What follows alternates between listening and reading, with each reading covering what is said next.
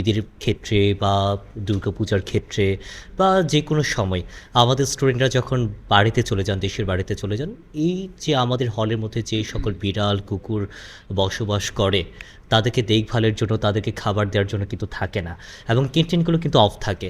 আমরা শুধুমাত্র এই শীতের ক্ষেত্রে না, আমরা গতবার আমাদের যে বড় একটা বন্ধ ছিল এবং সেক্ষেত্রে আমরা কিন্তু প্রতিটি হলে ক্যাট ফুড থেকে শুরু করে সকল কিছু পৌঁছে দেওয়ার আমরা চেষ্টা করেছি আমাদের ডাস্টের পক্ষ থেকে।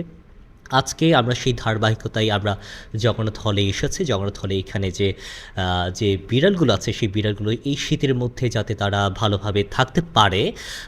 আমরা দেখেছি অলরেডি যে আপনার বিভিন্ন হলের ক্ষেত্রে অলরেডি আপনার বেশ কিছু বিড়াল মারা গেছে।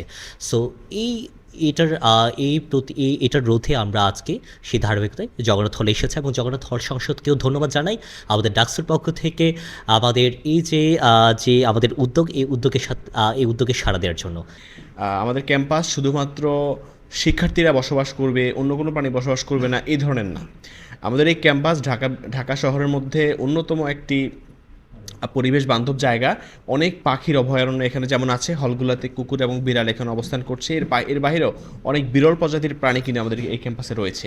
তো সামগ্রিকভাবে সেই বিবেচনায় আমি ক্যাম্পাসকে একটি পরিবেশ বান্ধব, প্রাণী বান্ধব এবং প্রাণীরা যাতে এখানে সুষ্ঠুভাবে বাস করতে পারে, সেই লক্ষ্যে আমরা এখানে সর্বোচ্চভাবে চেষ্টা করে যাচ্ছি।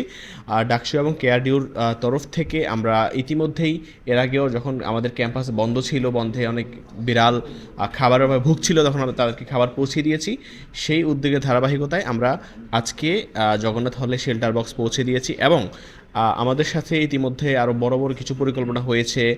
মন্ত্রণালয়, অধিদপ্তর আমরা যাওয়ার চেষ্টা করেছি যাতে ক্যাম্পাসে আমরা প্রাণীদের যেই বাস্তুতন্ত্র, এটাকে আরও উন্নত করতে পারি, আরও সমৃদ্ধ করতে পারি এবং সেই লক্ষ্যে আমরা ধারাবাহিকভাবে আরও সামনে অনেক পরিকল্পনা নিয়ে আসব।